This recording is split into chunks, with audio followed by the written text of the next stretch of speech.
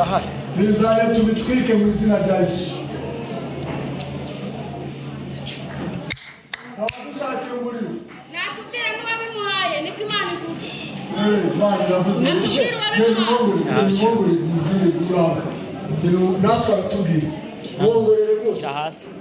Mwongorere umukozi w'Imana natwe ari butubwire. Ntabazana ikibiriti. Kirahari. Kukizanisha.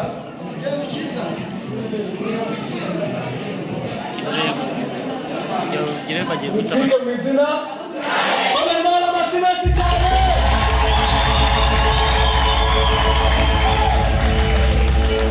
Ariko Satani we umuse koko yabimuhaga mice.